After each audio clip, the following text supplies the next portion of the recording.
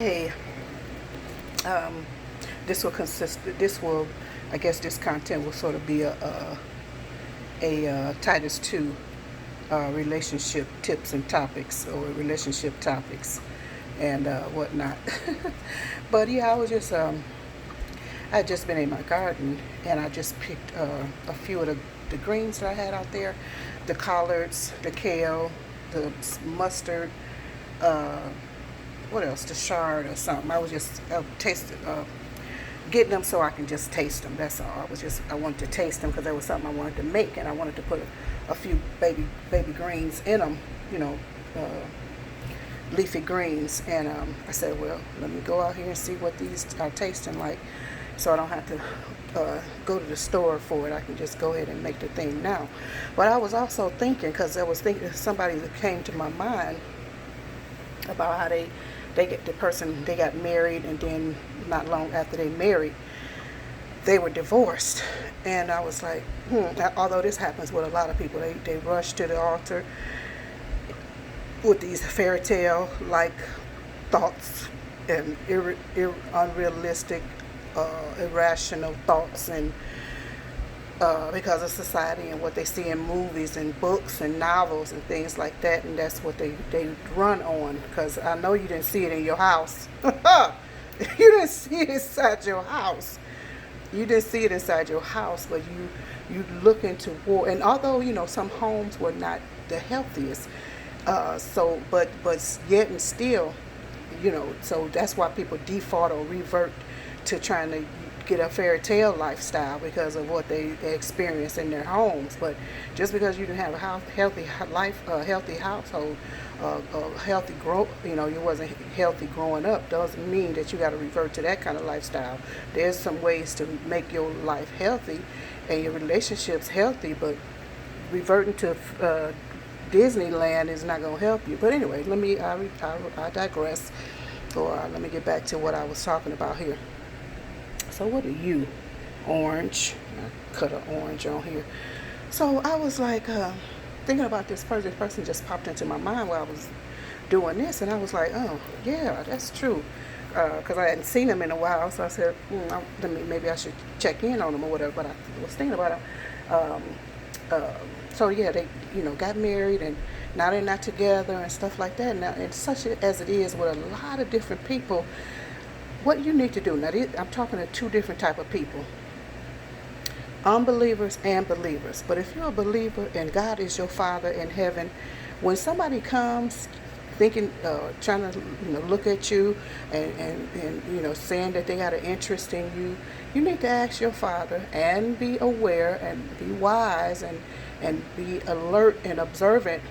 What does this person want? Father, what does this person want? What does this person want? Don't, it's so many people, I need to sit down. Hold on. Sorry, I guess I had to sit down. I've been out in the garden, so I couldn't keep standing up. It's time to sit outside. So, it's so many people that, when somebody come around, you don't get so desperate and say, oh, this is my husband, or this person, they like me, or they love me, or they want to get with me. I mean, just because somebody want to get with you, but what they might want to get with you, but get with you for what? For what reason? What is their agenda? What is their mission? Is it to kill, steal, and destroy you? You have to find out what people want from you, whoever they are. Don't just let people just slide up or slither into your life and you don't know the reason why, or you accept them and embrace them wholeheartedly. No, what do you want? And like I said, us who are followers of Christ Jesus, hey, Lord, what does this person want? What's going on with them? Although a lot of times you can see, you already know the deal. You can smell cigarette smoke on them, or you smell marijuana, or you smell liquor, or you see on the tips of their fingers they brown, or you see different telltale signs, or how they smell, how they clothe themselves, their speech, the language that they use and stuff like that, and what they listen to, what they talk about. All of those different things are all what? Signals. They are red flags or signals to point you to stay or Go. Go. You know what I mean? Quickly. So you ask Daddy, Father, what's going on? Well, who is this person? What do they want with me? Even and going back again, I'm sorry, but even in the presence of a lot of people, you even from a picture, I've looked at people's pictures and or video, and you can see, you can kind of have this feeling of evilness. You really can. Um, the presence, or the feeling of it, or the impression. Excuse me, that's the word I want to use. Impression of it. So he will tell you if you need to, say, whatever. Because sometimes you don't have to involve yourself with people just because they want to involve themselves with you. You got to be wise. You can't just let everybody in your life. You have to have what? Boundaries. And you need discernment. You just can't just be letting everybody all in and out of your life like that, traipsing in, especially if you have children, small children, large children, whatever. You don't just have your children involved and letting everybody get close to your children like that. And all of, oh, yes, Uncle so-and-so. And then next thing you know, it's another story we're talking about, you know. But yeah, you need to ask, and then, like I said, if you are unbeliever, or you don't have, like God, the Lord Jesus Christ is not your Father in heaven, then you need to be looking, still be aware, and looking and making observations. How's this person speak? What are they saying, and stuff like that. And even still, you know, even if a person, because a lot of people, they can do what? They can put on a good performance. So you have to be testing this person, testing to see who this person is and what they want in your life. But you set up limits. Let them know you're not just easily accessible. You can't just call. Oh well, I'm gonna come over your house tomorrow, or I'm gonna call you tomorrow. No, I'm not available tomorrow. You gotta have some values and some morals and some standards and some boundaries. Don't just let everybody just traipse into you and tell you when they're gonna come see you or what they're gonna do with you, and just sidling up to you and all of that. So just be kind of careful with that. But a lot of people, they get married and then they're divorced. The next thing you know, they're divorced because they're too desperate and whatever. Just because somebody's interested in you, that don't mean you have to be interested back at them. You start seeing the person in a better light. You just start all the red flags. You discount them.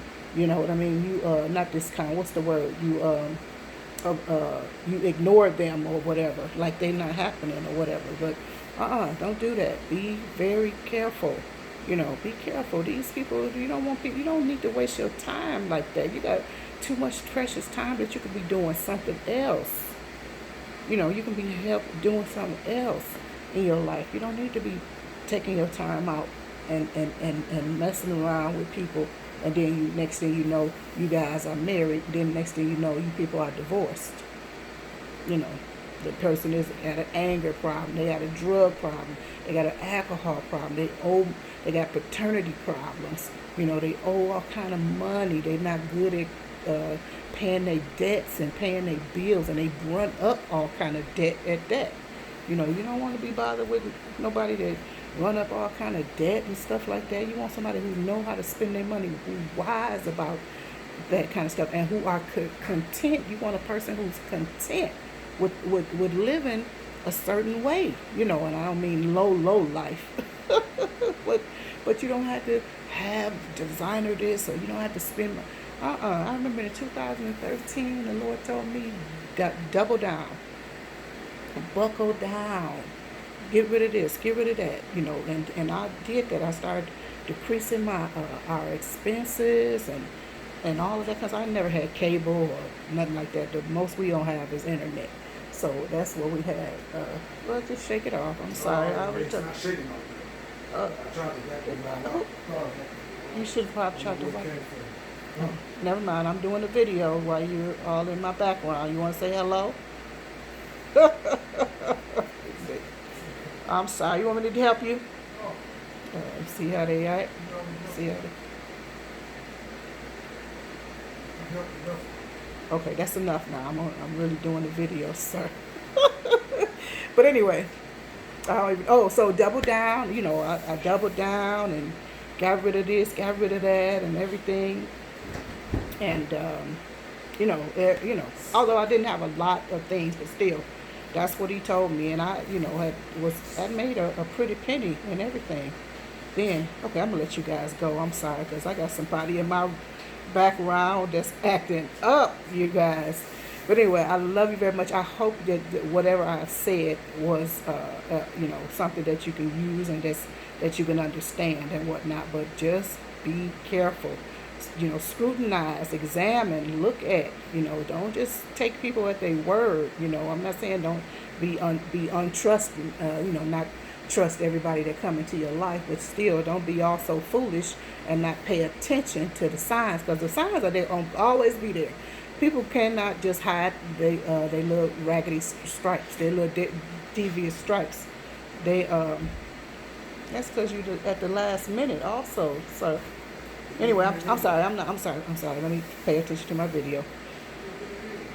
So be paying attention. Don't just be paying attention. They can't just hide all their stripes. You know what I mean? Just paying attention. All kind of stuff is gonna come up. All kinds of stuff is gonna come up. Anyway, thank you so much for watching. Love you very much. Bye bye for now. We'll continue on this topic at a later date. Bye bye.